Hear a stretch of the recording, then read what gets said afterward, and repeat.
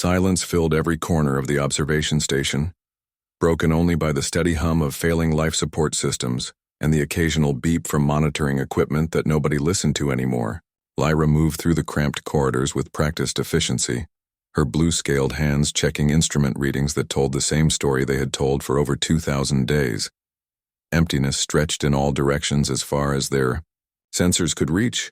The Helix Nebula spread its colorful arms across the viewports, a breathtaking display of cosmic beauty that had long since lost its ability to comfort her. She paused at the main observation deck where 7 chairs once held. Her research team, now only dust outlines remained where her colleagues had worked before the plague took them all away. Her webbed fingers traced the control console where Dr. Kent had spent his final hours sending warnings to distant Kalian colonies that would never receive them. Her stomach growled with familiar hunger as the food synthesizer had reduced its output to minimal rations 3 months ago. The warning lights blinked amber across most systems, indicating that the station was slowly dying around her, just as everything else had died. Yet she continued her routine because stopping meant accepting that her people were truly gone forever, and she was not ready for that acceptance. The communication array demanded her attention with its steady pulse, broadcasting the same automated message in 17 different languages, including the mathematical sequences that any spacefaring species should recognize. She had composed that message during the early days when hope still burned bright in her chest, and she believed rescue would come within weeks. Now it felt like throwing pebbles into an endless ocean. But she kept transmitting because what else could she do? 7 years had passed since the Kalian plague swept through their home systems, turning a thriving civilization of 12 billion into scattered ghost worlds within 6 months. Lyra had been stationed at this remote outpost studying subspace phenomena when the emergency broadcasts began. By the time she understood the scope of the disaster, all communication with her homeworld had ceased, and the silence that followed was more terrifying than any scream. Her species had been proud of their scientific achievements and their careful expansion into space. They built their colonies with patience and wisdom, never rushing into dangerous territories or making enemies of their neighbors. They were peaceful explorers who mapped stellar phenomena and shared their discoveries freely with other races they encountered, which made their sudden disappearance all the more tragic because they had so much knowledge to offer the galaxy. The station's AI spoke with a voice she had programmed to sound like her younger sister. Lyra, today marks day 2347 of Isolation Protocol. Shall I continue the standard broadcast schedule? The artificial voice carried none of the warmth that had once filled her family home during holiday gatherings, where her sister would laugh at everything and make even the most serious researchers smile.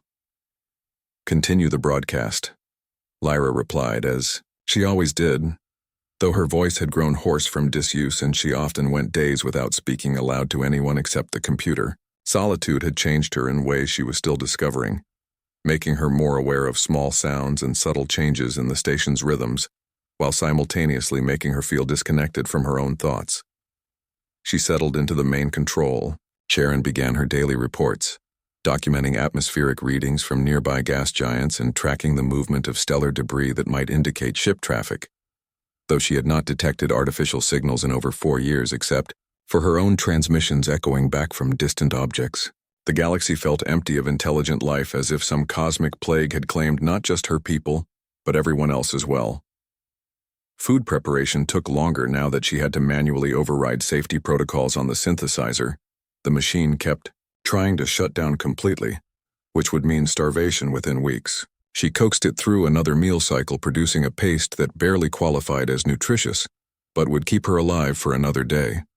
Survival had become a series of small mechanical victories against systems that wanted to fail the library. Section of the station held cultural records from her homeworld, including music that now sounded like voices from a dream.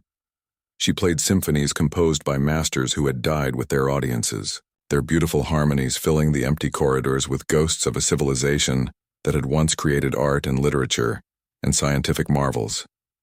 Listening to these recordings was both comfort and torture, because they reminded her of everything she had lost. Her research continued even though there was no one left to receive her findings. She documented her observations with the same precision her teachers had demanded, measuring cosmic radiation patterns and tracking the formation of new stellar nurseries, as if her work still mattered to someone somewhere. Perhaps it was vanity, Or perhaps it was the last thread connecting her to purpose. But she maintained scientific standards even in isolation. Night cycles brought the worst moments when artificial lighting dimmed to simulate the natural rhythms her body craved. Darkness made the station feel like a tomb, and her imagination filled the shadows with memories of conversations she would never have again. She often fell asleep at her desk, rather than face the empty quarters that had once housed a living crew, with dreams and families waiting back home. The emergency beacon continued its faithful broadcast, sending location data and distress signals toward shipping lanes that might not exist anymore. She had no way of knowing if other species still traveled between stars or if the plague had been part of something larger that claimed multiple civilizations. The silence suggested terrible possibilities that she tried not to think about. During the long hours between sleep and work, communication protocols demanded that she attempt contact with any ship or station within range. Though range meant very little when you were broadcasting into an apparently lifeless void, she composed messages in multiple formats, including pictographs and mathematical proofs, that should be understandable to any species with spaceflight technology. But her transmissions disappeared into darkness without response or acknowledgement. Her hand shook slightly as she completed the daily maintenance routine, not from fear, but from the gradual breakdown of systems she could not repair alone. The station had been designed for a full crew with specialized engineers and redundant backups for critical functions. Running it single-handed meant accepting that some things would break and stay broken until everything finally stopped working. But she would not abandon her post because abandoning meant betraying the memory of her people and the possibility that, somewhere among the distant stars, another Kalian might be listening for signs of home. She owed it to her civilization to keep the light burning even if that light never reached another soul. Hope was a choice she made every morning when she activated the transmission array and sent another message into the cosmic dark. Tomorrow would bring day 2348, and she would be ready. Strange harmonics rippled through the subspace detection grid aboard the exploration vessel Wanderer, pulling Engineer Sam away from routine maintenance on the navigation array. The signal patterns looked artificial, but unlike anything in human databases, carrying mathematical sequences that repeated with too much precision to be natural phenomena. "David, you need to see this." Sam called to their captain, who was reviewing star charts in the adjacent compartment. The frequencies matched no known communication protocols, but they definitely originated from an intelligent source, roughly 8 hours away at standard cruise speed. Captain David Chen studied the readings with growing interest, his weathered face showing the concentration that had earned him command of humanity's most successful deep space exploration missions. Beside him, Dr. Claire Martinez worked her translation algorithms, trying to decode the mathematical progressions hidden in the signal. "It's a distress beacon," Claire announced after several minutes of analysis. "Whoever is sending this knows basic mathematical principles, and they're broadcasting in multiple formats. They want to be found by anyone capable of space travel." The small crew gathered around the main display where the signal trace painted geometric patterns that spoke of intelligence and desperation. David felt the familiar pull of curiosity that had driven humans to explore beyond their solar system, despite warnings from more cautious species about the dangers lurking in deep space. "Could be a trap," Sam pointed out with typical engineering. "Caution. We know there are hostile species out here who use fake distress calls to lure ships into ambush situations. Remember what happened to the survey team near the Vale Nebula last year?" David nodded thoughtfully while studying the signal characteristics. The transmission showed signs of degradation, suggesting it had been broadcasting for years without maintenance. Updates. Either this was an incredibly elaborate trap or someone had been calling for help for a very long time. "The signal is coming from an area we haven't explored yet," Claire added, highlighting the source location on their navigation charts. "There's a small research station or ship maintaining position near the edge of the Helix Nebula. They're not moving or trying to intercept us." 3 humans in a small ship debating whether to investigate an alien distress call represented everything their species had become since joining the galactic community. They could have ignored the transmission and continued their mapping mission safely, but David knew that choice would haunt him for the rest of his career. "We investigate," he decided after a moment of internal debate, "but we approach carefully and keep weapons ready. If this is a trap, we retreat immediately and report the location to Colonial Defense Forces." The Wanderer changed course toward the signal source. its advanced engines pushing them through subspace while passive scanners gathered information about their destination. The readings showed a single artificial structure maintaining stable orbit around a small rocky planet that barely qualified as more than a large asteroid. 8 hours later, they dropped out of hyperspace to find a site that none of them had expected. A research station of clearly alien design hung in space like a metallic flower, its multiple sensor arrays and communication dishes creating a complex silhouette against the colorful backdrop of the nebula. Scans show the station is heavily damaged, Sam reported from the engineering station. Life support is failing. Power. Systems are operating at less than 30% capacity, and I'm detecting only one life sign aboard. One life sign meant one survivor maintaining that beacon alone, possibly for years, based on the signal degradation patterns.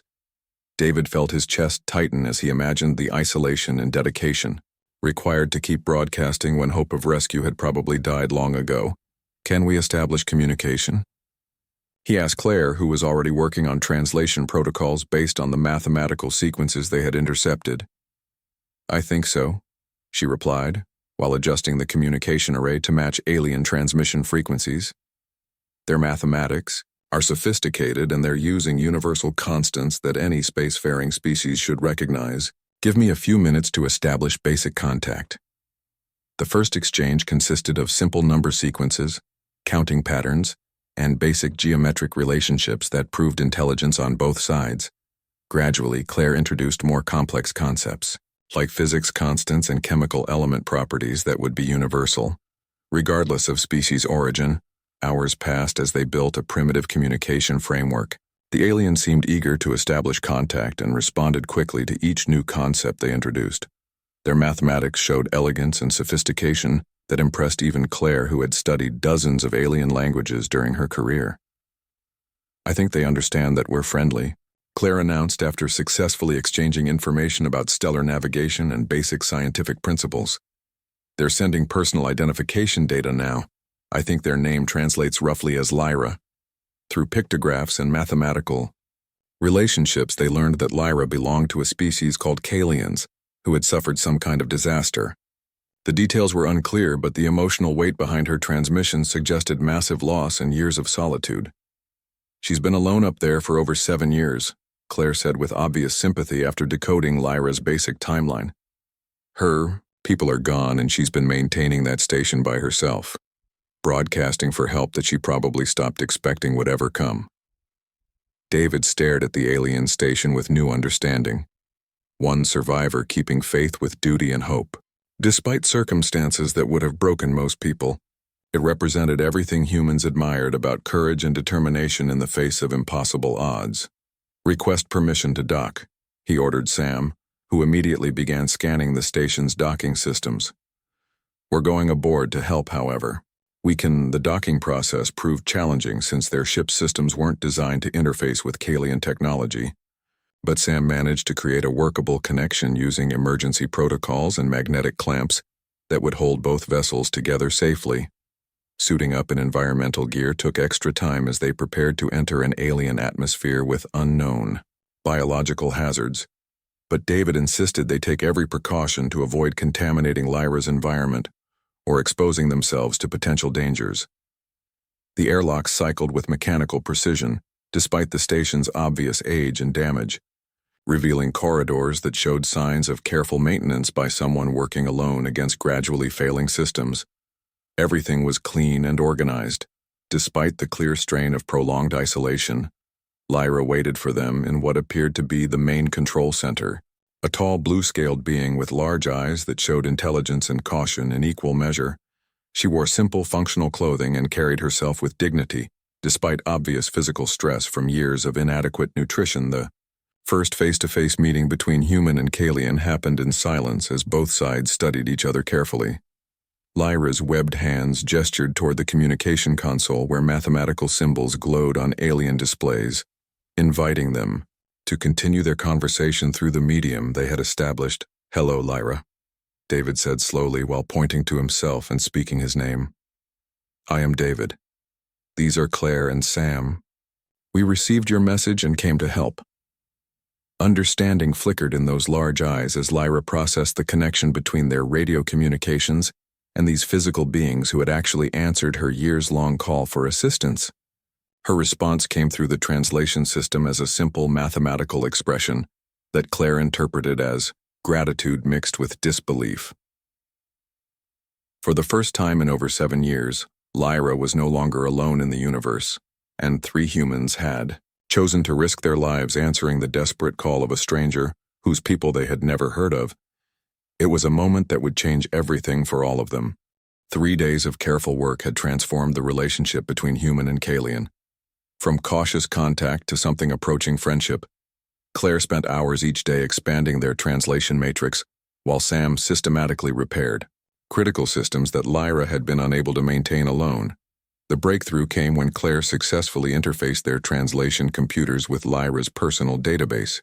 Suddenly, complex thoughts and emotions could flow between species that had evolved on worlds separated by thousands of light years. The first real conversation brought tears to human eyes as they understood the scope of Lyra's loss. My people, numbered 12 billion across 47 worlds. Lyra's translated voice carried sadness that transcended language barriers. The plague moved faster than our medicine could respond. Within 6 months, our civilization was gone except for scattered survivors like myself. David found himself pacing the small control room as the full story emerged. Lyra had been conducting deep space research when emergency broadcasts began reporting a biological disaster spreading through Kalian space. By the time she could return home, there was nothing left but empty cities and silent communication networks. You've been maintaining this station alone for 7 years, Claire said with obvious admiration. Broadcasting for help, maintaining scientific observations, keeping everything running despite failing systems. That level of dedication is remarkable, Lyra's scaled features showed confusion at the praise. It was my duty to continue the work and watch for survivors. Abandoning the station would have meant betraying those who died, trusting that someone would keep listening for their voices. Sam emerged from an access panel where he had been replacing power coupling units with human-compatible components. Your life support should be stable for at least another year now, he announced while wiping lubricant from his hands. Though the food synthesizer needs parts we don't carry. The casual way Sam had spent 3 days fixing alien technology impressed Lyra, who had watched him work with tools that shouldn't have been compatible with Kalian systems. Human engineering apparently included an intuitive understanding of mechanical principles that transcended species boundaries.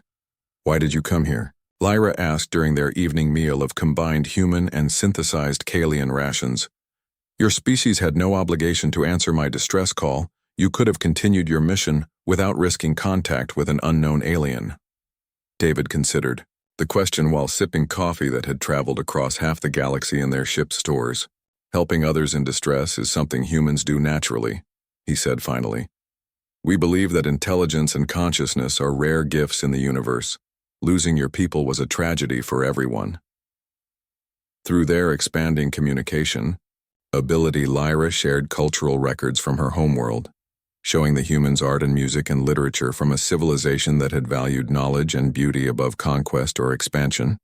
Kalian scientists had made discoveries about subspace physics that excited Claire, who recognized applications for human space travel. Your people were remarkable explorers and researchers, Claire said while studying Kalian stellar maps that showed phenomena humans had never encountered. They mapped areas of space that we're just beginning to reach. Their observations could advance human science by decades. The revelation that her people's work might survive through human civilization gave Lyra something she had not felt since the plague years began. Hope for a meaningful future.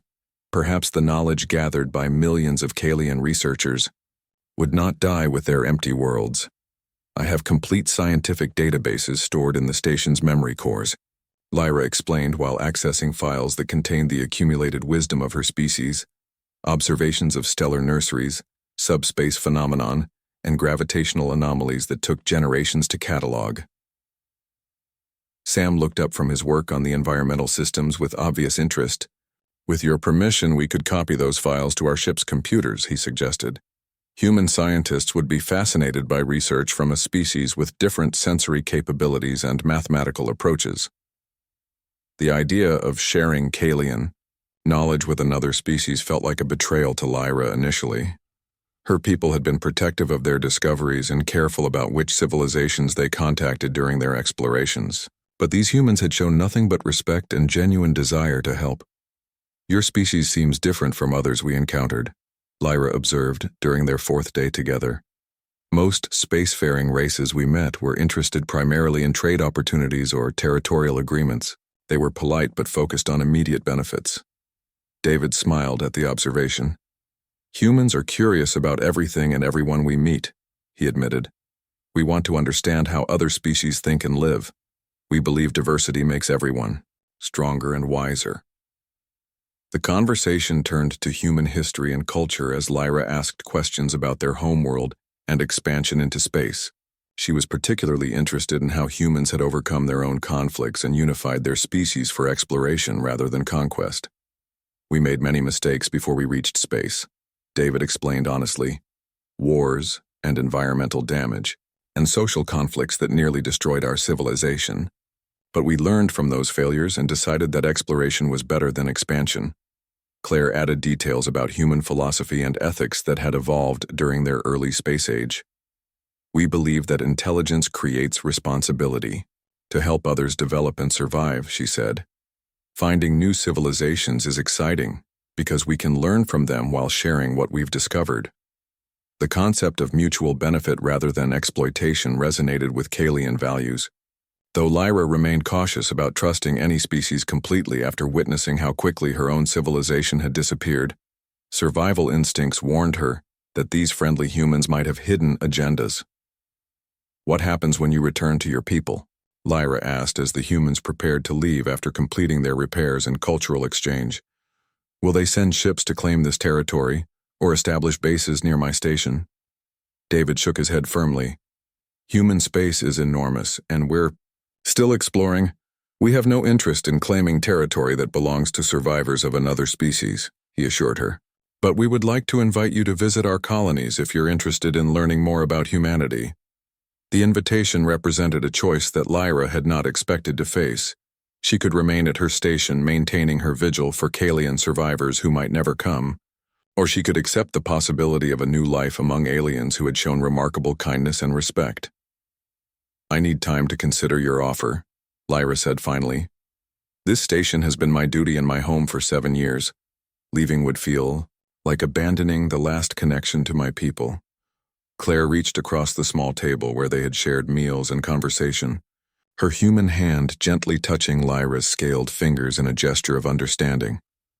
"Whatever you decide, we will respect," she said softly. "But remember that honoring the dead doesn't require dying with them." The words carried wisdom that cut through Lyra's isolation and grief. She had been so focused on maintaining her duty that she had forgotten about living for herself or contributing to the universe in ways that her people would have approved of. Sam finished his final repairs and packed his tools while commenting on the elegant design of Kalian engineering. "Your people built things to last," he said with professional admiration. "This station could operate for decades more with proper maintenance." As the humans prepared to return to their ship, Lyra realized that for the first time in years, she had hope for a future beyond survival. These strange aliens had given her something precious, the knowledge that intelligence and kindness still existed in a universe that had seemed empty and hostile. "If I decided to accept your invitation," she said carefully, "would there be useful work for someone with my knowledge and experience among your people?" David's smile answered the question before his words confirmed it. "Lyra, human civilization would be honored to welcome someone with your dedication and scientific expertise," he said warmly. "We believe the galaxy is better when species work together rather than struggle alone." The choice was still difficult but no longer impossible. Lyra had found proof that survival could mean more than simply existing. It could mean contributing to something larger than herself, while honoring the memory of those who had died hoping for exactly this kind of contact between civilizations.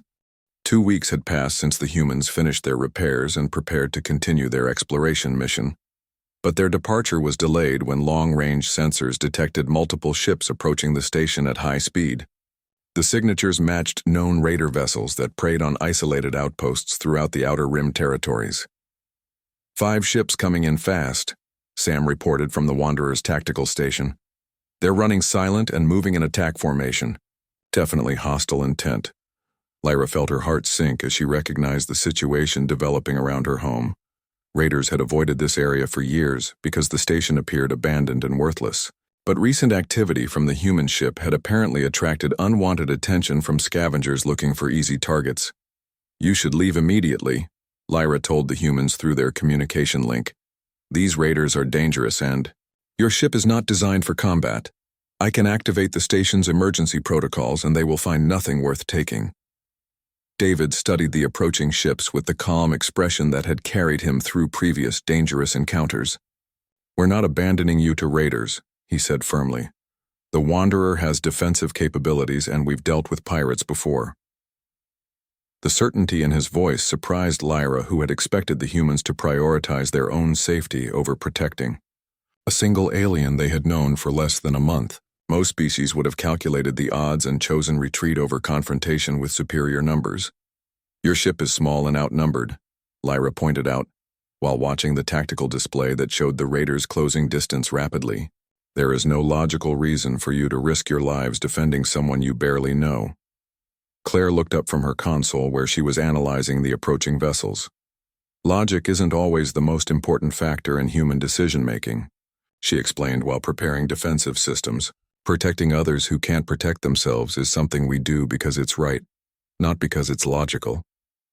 The first raider ship opened fire with energy weapons designed to disable rather than destroy. They wanted to capture the station intact and interrogate any survivors about valuable cargo or information. Their tactics suggested experience with this kind of assault. Sam engaged the Wanderer's shield generators and maneuvering thrusters, dancing the small exploration vessel between incoming fire while charging their own weapon systems. Human ships were built for speed and flexibility rather than heavy combat, but they carried enough firepower to defend themselves. Station shields are failing, Lyra reported as energy blasts overwhelmed her aging defensive systems. I'm reading hull breaches. In sections 7 and 12, they'll be aboard within minutes. The human ship positioned itself between the raiders and the station, taking hits that were meant for Lyra's refuge while returning fire with precision that spoke of excellent training and coordination. David coordinated their defense with quiet efficiency.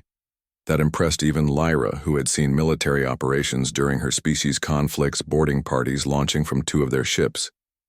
Claire announced while tracking small craft headed for the station's docking ports.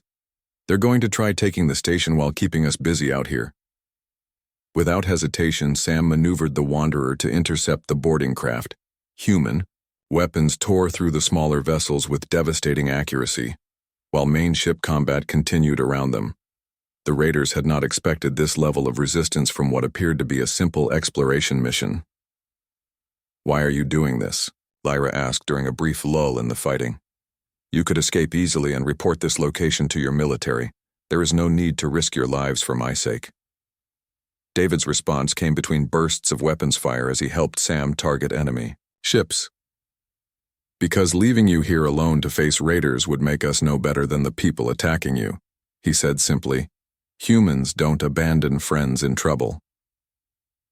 The word friends struck Lyra with unexpected emotional force. She had not considered that their brief time together had created bonds strong enough to motivate life-threatening sacrifice. The concept of friendship transcending species barriers was new and overwhelming. 2 raider ships exploded under human fire while the remaining vessels began to retreat. Their crews had not signed up for a serious fight against opponents who fought back effectively. Most pirates preferred easy targets over prolonged combat with determined defenders. They're withdrawing, Sam reported with satisfaction as the surviving raiders turned away from the battle zone. Looks like they decided we weren't worth the losses they were taking. In the aftermath of combat, Lyra surveyed the damage to her station while contemplating what she had witnessed. 3 humans had risked their lives protecting her without expecting anything in return. Their actions demonstrated values that resonated deeply with Kalian philosophy about duty and sacrifice. Your people would have been honored to know humans, she told David during the post-battle assessment. You fight to protect others the same way Kalians defended their research stations and colonies, with courage that comes from caring about something larger than yourself. David helped Sam repair battle damage to their ship while responding to Lyra's observation. We learned about honor and sacrifice from species like yours, he said. The galaxy is full of civilizations that choose cooperation over conquest. Humanity tries to live up to those examples. The attack had crystallized Lyra's thinking about her future in ways that weeks of conversation could not accomplish. Watching humans risk their lives for her welfare proved that some species could be trusted with loyalty and friendship, perhaps even with the sacred duty of preserving Kalian knowledge. I have made my decision about your invitation, Lyra announced, as the humans completed their repairs and prepared to resume their mission. I would like to accept your offer to visit human space and learn more about your civilization. Claire smiled with obvious pleasure at the decision. We're honored that you trust us enough to leave your station, she said warmly. Human colonies have communities of researchers who would love to work with someone of your experience and knowledge. The practical arrangements for leaving took several hours as Lyra gathered personal belongings and essential data from 7 years of solitary research. She also programmed the station to continue its automated broadcasts in case other Kalian survivors might eventually reach this location. The station will keep sending your people's signal, Sam assured her while helping transfer her belongings to the Wanderer. If any other survivors make it out here, they'll know that someone was watching and waiting for them. As they prepared for departure, Lyra took one final look at the observation deck where she had spent over 2,000 days maintaining her vigil. The view of the Helix Nebula remained beautiful, but it no longer felt like a prison. Instead, it had become the place where she learned that hope could survive even the darkest circumstances. Thank you for answering my call, she told the humans as their ship engaged its engines for the journey to human space. You have given me something I thought was lost forever. What's that? David asked while reviewing their course toward the nearest human colony.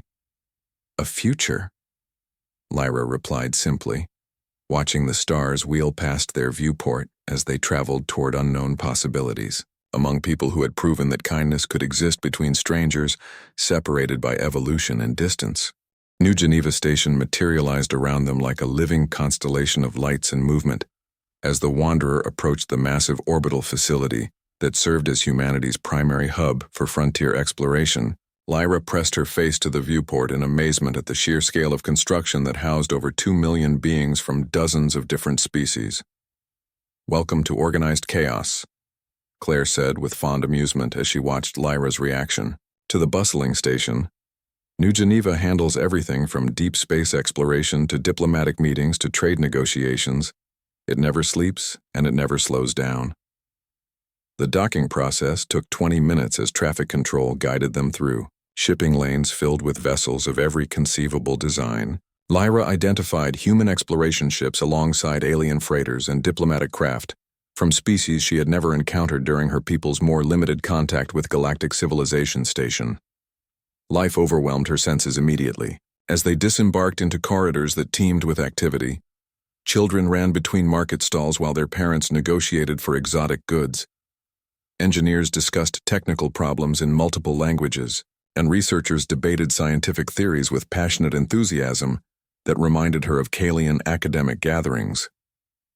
Dr. Martinez has arranged temporary quarters for you in the research district, David explained while leading them through the maze of corridors that connected different sections of the massive station. You'll be sharing a laboratory complex with other xenobiologists and astrophysicists who are eager to meet you. The residential area designated for visiting researchers felt like a small city with its own restaurants, recreation facilities, and quiet spaces for study and contemplation. Lyra's assigned quarters were larger than her entire living space on the monitoring station, and included a workspace equipped with computer terminals that could access human scientific databases. This is temporary housing, she asked with surprise at the comfortable furnishings and advanced equipment provided for her use. On my homeworld, such facilities would have been reserved for senior researchers with decades of experience. Sam helped her connect her personal data storage devices to the human computer network. Colony administrators believe that comfortable living conditions improve research productivity, he explained while configuring security protocols that would protect her private files. Happy scientists do better work than stressed ones. Within hours of her arrival, Lyra found herself surrounded by human researchers who bombarded her with questions about Kalian science and culture. Their enthusiasm was infectious even when their rapid speech patterns and gestural communication overwhelmed her translation systems. Dr. Helen Foster, the station's chief astrophysicist, practically vibrated with excitement as she reviewed Lyra's subspace research data. Your people observed phenomena in the Helix Nebula that we never detected, she said, while projecting holographic displays of stellar formation patterns. This could revolutionize our understanding of how new stars develop. In high radiation environments, the integration process proceeded faster than Lyra had expected, as human researchers demonstrated remarkable adaptability in incorporating alien perspectives into their existing theories. Rather than dismissing ideas that challenged conventional wisdom, they embraced new concepts and built upon them with creative enthusiasm. Your mathematical models for subspace distortion are elegant, commented Dr. James Kim during their third collaborative session. We've been approaching the same problems from a completely different angle, but your methods are more efficient for complex calculations. Lyra discovered that human scientific culture encouraged questions and challenges from anyone, regardless of their background or experience level. Graduate students felt free to debate with senior researchers, while technicians offered practical suggestions that sometimes led to major breakthroughs in theoretical understanding. On my homeworld, we maintained strict hierarchies in research institutions, she explained during a department meeting where humans of all experience levels contributed ideas freely. Younger researchers rarely spoke unless specifically asked for input by their supervisors. Helen laughed at the comparison. Human science advances through chaos and collaboration, she said while reviewing project assignments that paired experienced researchers with newcomers. We believe good ideas can come from anyone if we create environments where people feel safe sharing their thoughts. The social aspects of station life proved more challenging than the scientific integration as Lyra struggled to understand human customs around friendship, recreation, and emotional expression. Kalians had been more reserved in their interactions, while humans seemed to form close personal bonds with remarkable speed. Would you like to join us for dinner? Claire asked after their second week of collaboration. A group of researchers meets every evening to discuss projects and share stories from their homeworlds. These informal gatherings became Lyra's introduction to human social dynamics as she observed how they combined professional discussions with personal conversations, laughter, and shared meals that strengthened bonds between colleagues from different species and cultural backgrounds. Food sharing is important to humans, explained Dr. Amy Chen, a xenoanthropologist who studied cultural differences between spacefaring species. We believe that eating together creates trust and fellowship that improves cooperation on difficult projects. Lyra began contributing Kalian recipes to their shared meals, using the station's advanced food synthesizers to recreate traditional dishes that sparked conversations about her people's culture and customs. Sharing these memories felt like honoring her civilization while building new connections. Your people's approach to balancing individual achievement with collective responsibility is fascinating, Amy observed during one of their evening discussions. Humans struggle with similar issues, but we tend toward more individualistic solutions. The research opportunities at New Geneva exceeded anything Lyra had imagined during her years of isolation. Human science encompassed fields of study that Kalian researchers had never explored while maintaining the rigorous standards and ethical principles that she associated with proper scientific investigation. We'd like to offer you a permanent position with the Colonial Science Division, Helen announced during their fourth week together. Your expertise in subspace phenomena would be invaluable for our deep space exploration programs. The formal job offer represented acceptance into human society at a level that Lyra had not dared hope for, but it also required making a permanent commitment to leaving her old life behind and embracing an uncertain future among aliens who had become friends. What would my responsibilities include? She asked while reviewing the detailed contract that offered benefits and protections equivalent to those provided for human researchers. Leading research teams, training younger scientists, and developing new technologies for exploration missions, Helen explained with obvious excitement about the possibilities. You would have complete freedom to pursue your own research interests while contributing to projects that advance human understanding of the galaxy. David visited her quarters that evening to discuss the decision privately, bringing coffee and human pastries that had become their ritual for serious conversations. This is a big choice, he acknowledged while settling into one of her comfortable chairs. I'm afraid of forgetting my people, Lyra admitted as she struggled with emotions that had no easy resolution. Accepting this position feels like betraying their memory by choosing to build a new life instead of mourning their loss. David sipped his coffee thoughtfully before responding. Your people spent their lives advancing knowledge and understanding, he said gently. Continuing that work with human colleagues honors their legacy better than abandoning science to grieve alone. The wisdom in his words resonated with Kalian. Values about duty and service that had motivated her to maintain the monitoring station for 7 years. Perhaps her obligation to her people's memory required choosing life and growth over stagnation and isolation. I accept your offer, she told Helen the next morning. I would be honored to join human efforts to explore and understand the galaxy. The celebration that followed involved the entire research community, as humans demonstrated their natural inclination to welcome new members with enthusiasm and genuine warmth.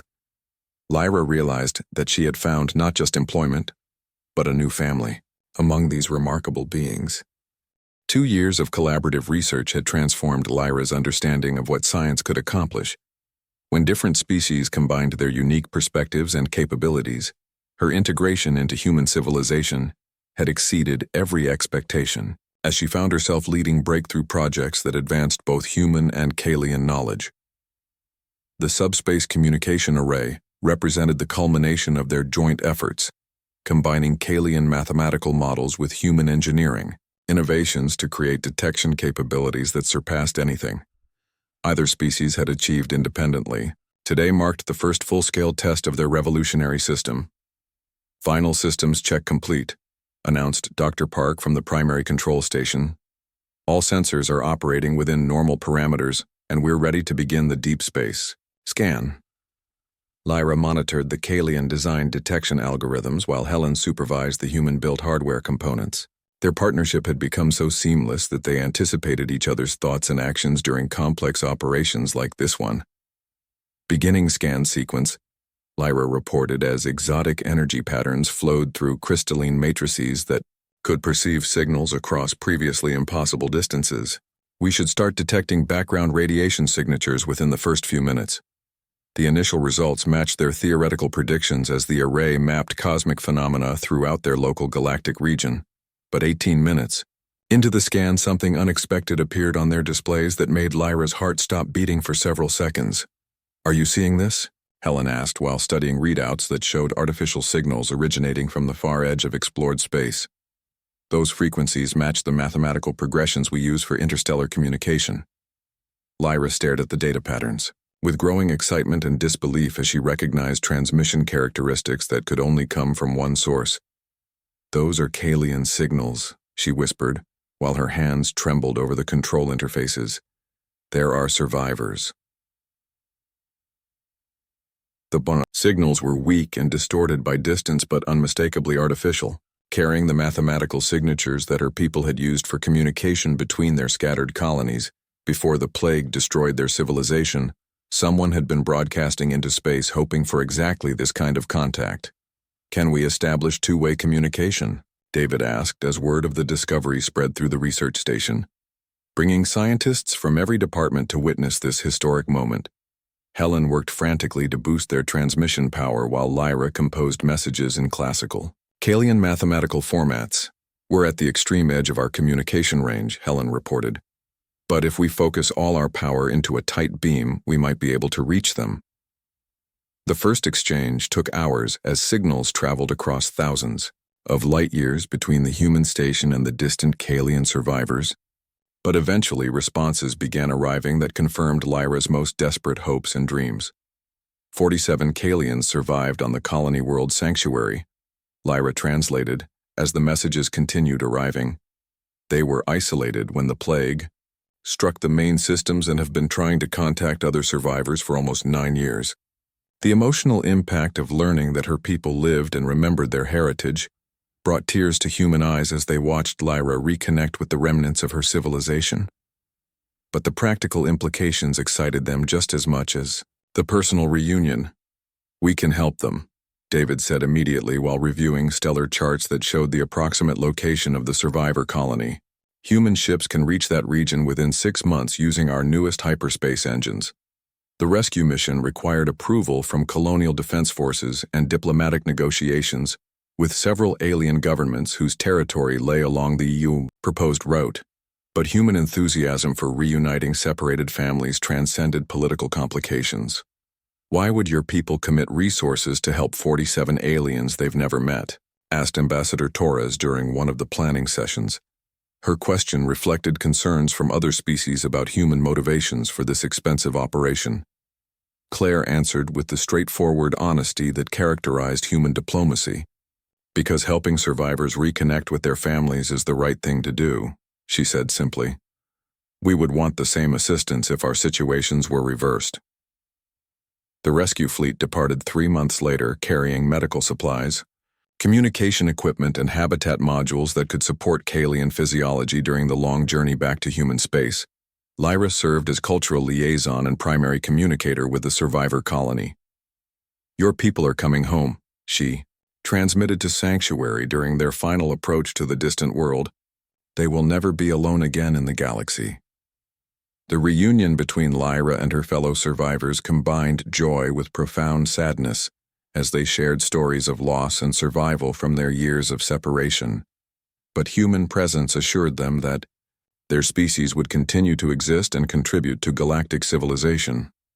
"These humans risked everything to bring us together," Elder Kira told the assembled survivors during their first group meeting aboard the rescue vessel. "They have shown honor that equals our highest traditions." The integration of Kalian survivors into human society proceeded smoothly as other species took notice of humanity's commitment to preserving endangered civilizations. Soon, diplomatic missions began arriving from governments that wanted to establish similar cooperative relationships. "Word of the Kalian rescue has spread throughout this region of space," reported Admiral Foster during a briefing on galactic political developments. 12 species have requested formal alliance negotiations with humanity in the past month. Lyra found herself serving as unofficial ambassador to these new potential allies as her unique experience. Bridging human and alien cultures made her invaluable for first contact situations. She had become living proof that cooperation between species could produce benefits for everyone involved. "The humans saved my people twice," she told delegates from the Crystalline Consortium during trade negotiations. "First by rescuing me from isolation, and then by reuniting us with other survivors. They demonstrate that strength comes from helping others rather than conquering them." Her reputation spread throughout diplomatic circles as species after species discovered that humanity approached interstellar relations with genuine interest, in mutual benefit rather than exploitation. The rescue of 47 Kalians had proven human values more effectively than any treaty or trade agreement. The research station continued its work with expanded funding and support from grateful allies who contributed their own scientific expertise to collaborative projects. Lyra's subspace communication breakthrough became the foundation for a galactic information network that connected dozens of civilizations. "We've detected signals from 17 different species using our improved detection methods," Helen reported during their annual review meeting. "Some of them are sending distress calls from extremely remote locations." Each new detection led to rescue missions that brought more grateful survivors into the growing alliance of species that recognized humanity as honest brokers and reliable partners. The galaxy began to feel less empty and dangerous as cooperation replaced competition in many regions. "Your people have started something important," Elder Kira observed during one of their regular conversations about galactic politics. "Other species are beginning to copy human approaches to diplomacy and cooperation." 5 years after her rescue from the monitoring station, Lyra stood again in an observation deck watching stars wheel past the viewport, but this time she was surrounded by colleagues from multiple species working together on projects that would have been impossible for any single civilization. "Do you ever regret leaving your station?" David asked as he joined her for their traditional evening discussion. "That vigil you maintained saved not just your people, but started a transformation in how species relate to each other." Lyra considered the question while watching a human exploration vessel dock with their research facility. Its crew would soon depart to answer another distress call detected by equipment that combined the best innovations from 6 different civilizations working in partnership. "I regret the years of loneliness," she said finally. "But I understand. Now that my isolation served a purpose I never imagined, it brought me to humans who showed the galaxy that survival is better when shared with friends." The monitoring station still operated in the Helix Nebula, now staffed by volunteers from multiple species who maintained watch for other survivors in need of rescue. It had become a symbol of hope, rather than a monument to loss. 47 Kalians became the foundation for an alliance of species that now numbers in the billions, Lyra reflected as she watched the stars that no longer seemed empty or hostile. "Humans taught us that endings can become beginnings if we choose hope over despair."